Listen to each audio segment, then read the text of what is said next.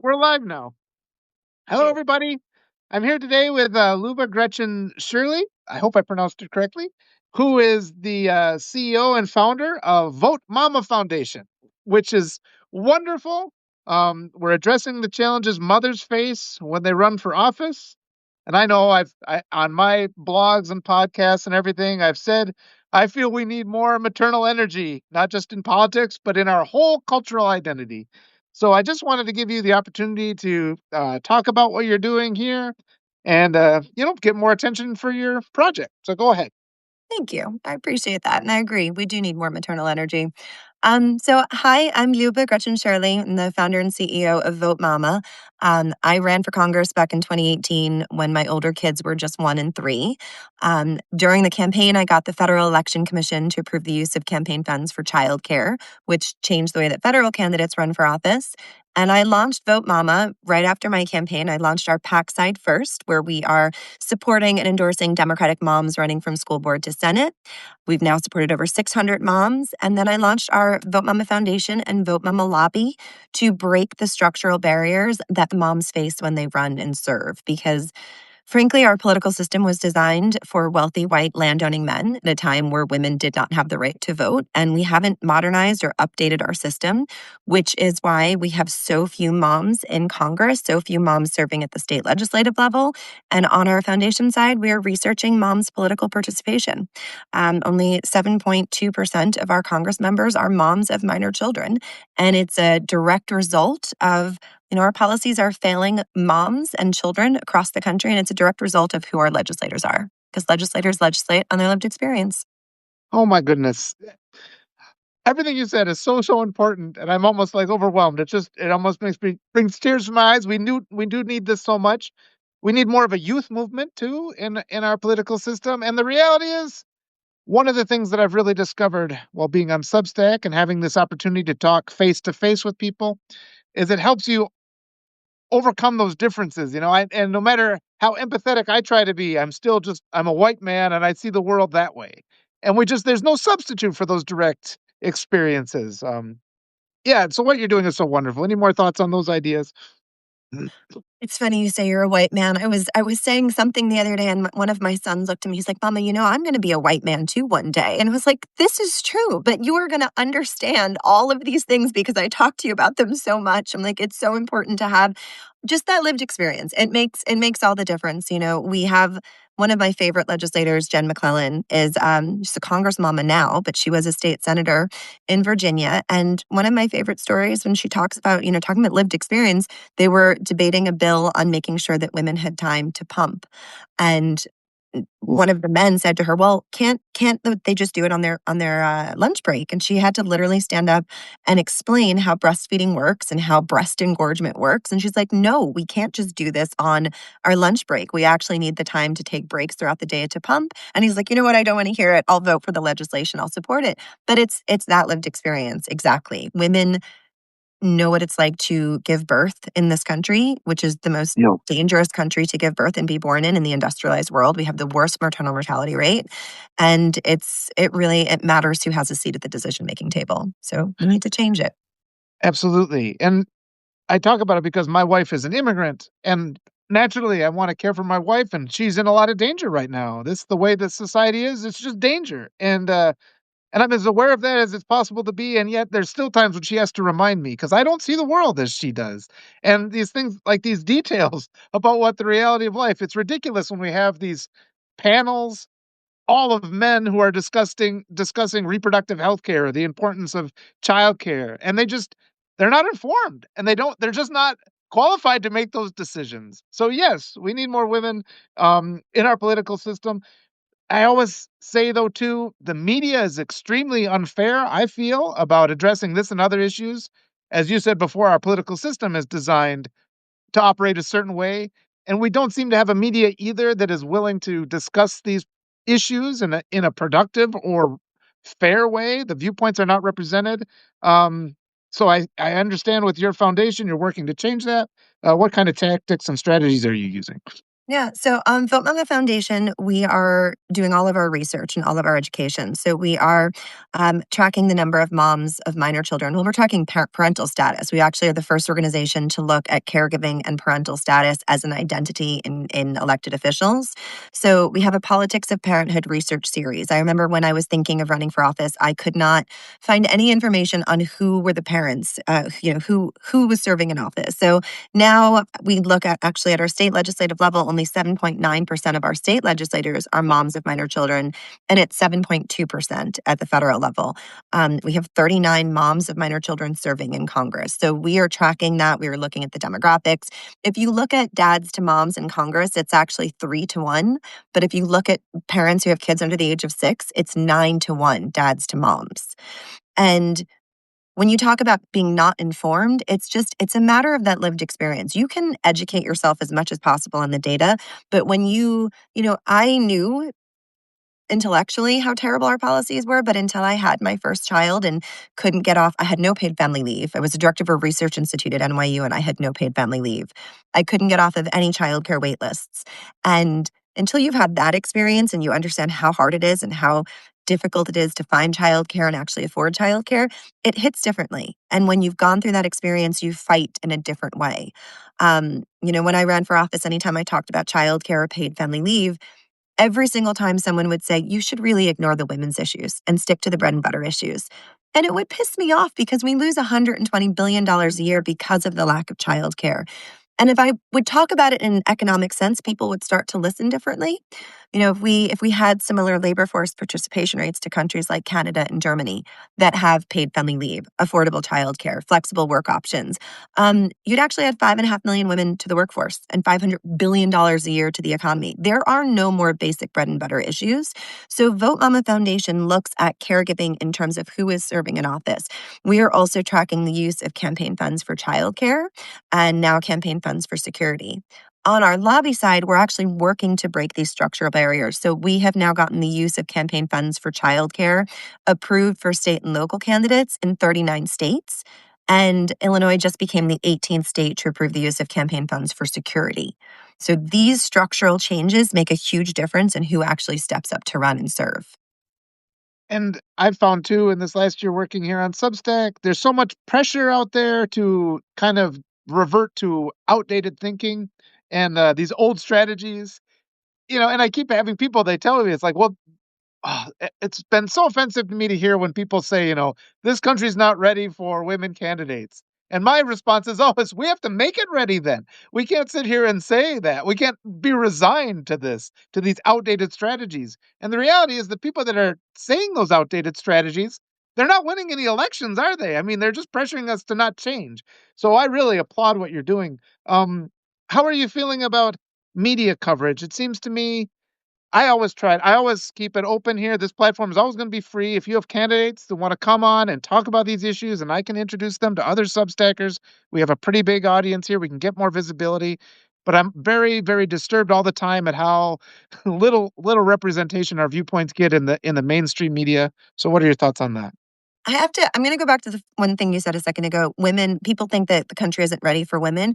Vote Mama just had a 90% win rate on election day this year. A Awesome. 90% win rate, which I'm sorry, it's insane to me still.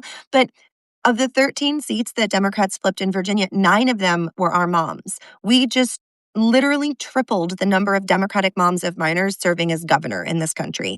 Moms were the majority makers. Democrats hadn't won 3 gubernatorial elections in a row in almost 50 years in New Jersey, and Mikey Sherrill just bucked that trend. Abigail Spanberger just became the first mom to serve as governor in Virginia. So people are ready for moms. When a woman runs and when she steps up and actually throws her hat in the ring, she wins. When women are winning at the same rate as men, we just have to get more women to run in the first place. Yes.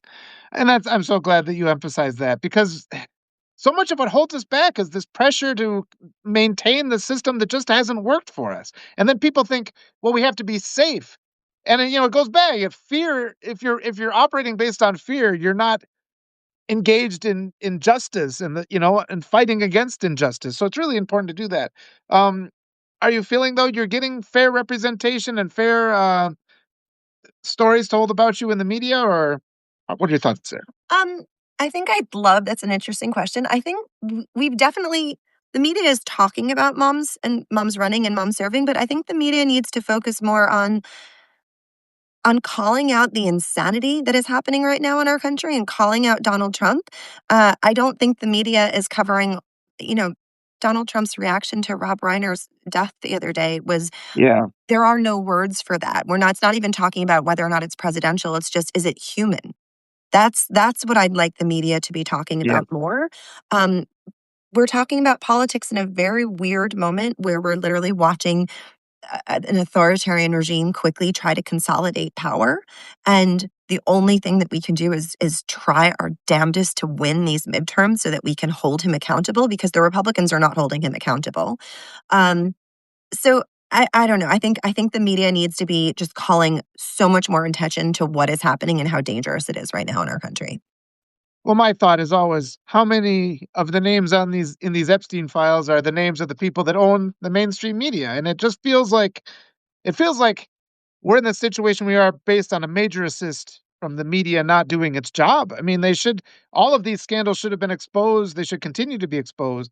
And I personally trust women a lot more to stand up for the rights of children and victims of abuse than I trust these men. And we already know a lot of the guys currently sitting, in seats of political power are the ones that have, been found guilty of sexual misconduct and other awful crimes. So thoughts there.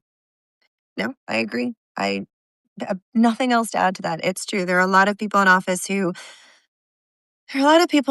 are connected to Epstein. There are a lot of people in office who are perfectly capable, perfectly happy. I shouldn't say perfectly capable, but perfectly happy and comfortable covering up for pedophiles and protecting people in power who shouldn't be in power, who are doing things that are, unconstitutional, who are doing things that are un-American. And what we're watching right now, it's scary. And it's really the women. And it's a lot of our, we endorsed 118 candidates this cycle so far, and we're opening up our next round of endorsements in January. But our moms are the moms who are fighting back. And they're the moms who are talking about what's affecting what are the issues that are affecting your life every day. They're talking about affordability. They're talking about immigration. They're talking about safety, but they're talking about the cost of groceries. And they're talking about how hard it is to afford childcare and how hard it is to afford diapers and what it's like to actually raise kids in this country where we're now seeing this is becoming a thing where children who went through school shootings in high school are now going Oh, through school shootings in college. And yeah. the fact that that is happening, I remember when my kids were a little bit younger, I would pull them out of school before there was a lockdown drill. And my son is home today. He injured his knee at soccer this weekend and he's home and he was just watching the news with my mom downstairs. Just matter of factly watching about the Brown shooter. And I went to turn the news off. He's like, "Mama, I know all about it." And it was like gut wrenching because that's the norm for our children. And moms are the ones who are going to stand up and fight back at that because Yeah. it's a different experience when you know, the gun lobby, the gun industry has a lobby and moms don't have a lobby. That's what Vote Mama is trying to do, trying to make it easier for moms to run and serve and to stay in power. And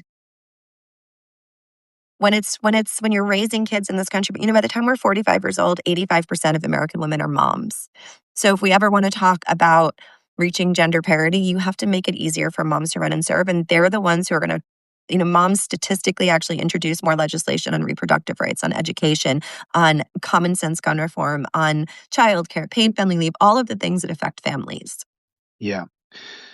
And for too long, toxic masculinity has pretty much defined not just politics, but our whole cultural ideology in this country. And it's absurd. So many of these male politicians who act like bullies, they're disrespectful, they're rude. And moms just don't have time for that. They're too busy, attending to the important things in life, and it's just we need to grab control of the narrative, and that's why I get so frustrated with the mainstream media not covering these things.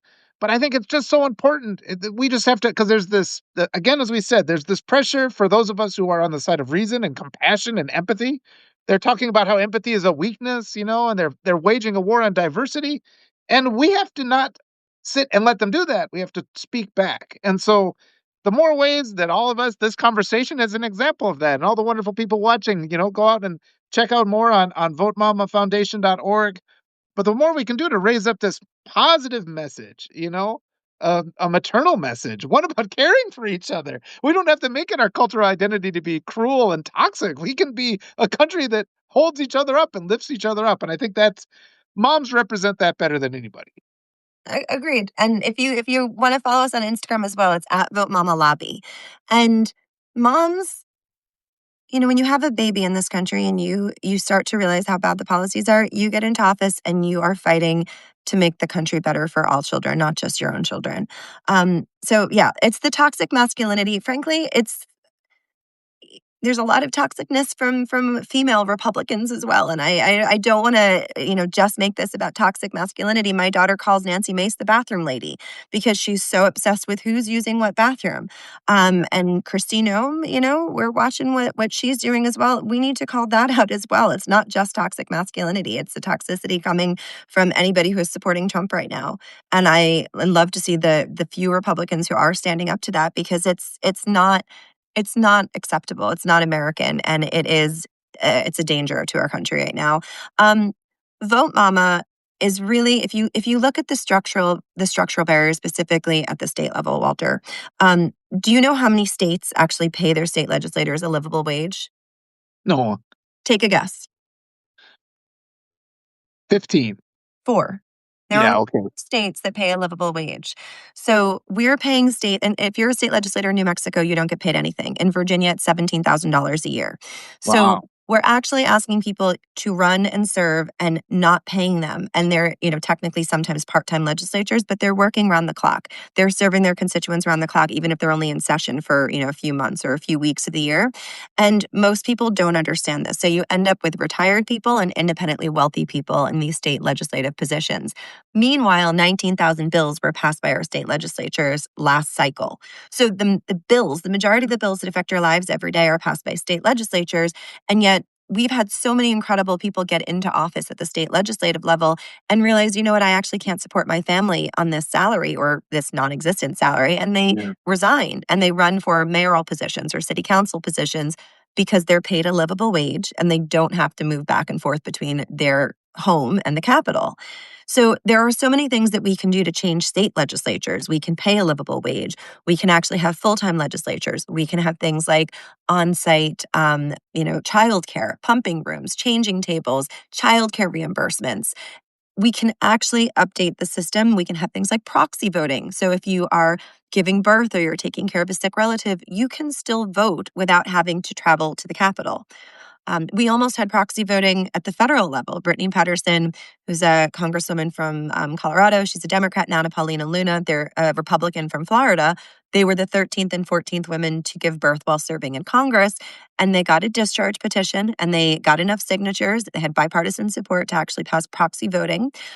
Johnson was vehemently against it, called it unconstitutional, even though he himself had voted via proxy 40 times during the pandemic, and shut down Congress and had a temper tantrum while he called them over emotional. And we didn't get it approved.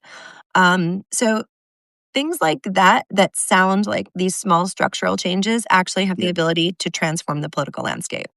Oh, and that's something that's been a focus of mine throughout this year because people get so overwhelmed by what's going on, and I don't blame them for being overwhelmed. But the reality is, every little tiny battle helps. All these little acts of kindness and every single political office is so important. You're saying they don't, yeah, they can't live, but what does it cost to run for some of these state offices? That seems, Millions in some cases. yeah. In some cases, it's a couple 100,000, and many, it's millions. Oh my goodness. Yeah. Thank you for bringing this to my attention. I'm gonna have to talk to a couple other of my journalist friends because that's just blatant corruption, isn't it? I mean, costs all that. Why are the people spending that money? I mean, we already know that millionaires are overrepresented in all of our government. Do you know that there are more millionaires and moms in Congress? And there are 3 times more men named John in the Senate than there are moms of minor children. Yeah, these things are in plain sight, and like I said, the media has dropped the ball a lot by just kind of allowing this corruption and this horrible system to continue. I keep telling people our issues are bigger than just one person in office. It's not just the president. It's this whole system from the top to bottom. And I think putting our effort into having women in office is one of the best ways I can think of just off the top of my head. You're a great resource. Holy cow. We're gonna have to I mean, we've only had a brief moment today to talk, and we're closing in on the end of our time already.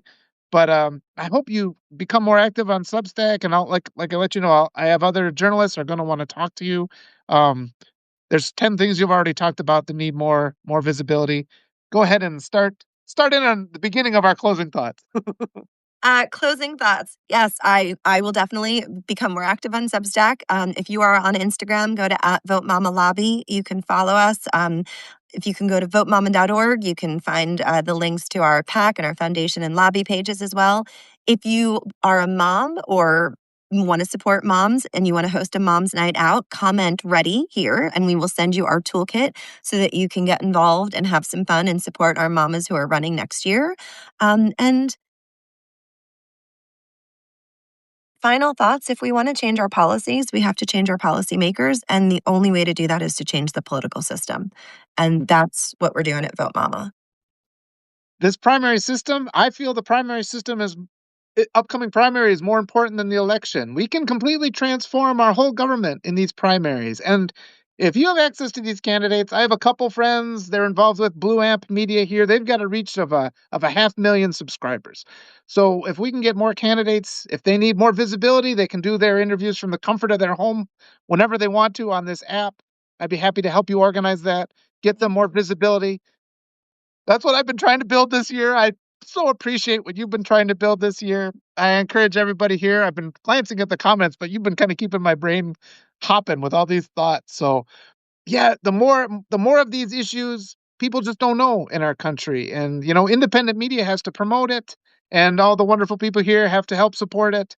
Again, thank you for all the work you're doing. Thank you. Thank you so much for having me. And thank you for all that you're doing. And have a wonderful holiday. Yep. Oh, you too. Have a wonderful and safe holiday. And try to forget about politics for 5 minutes with the family.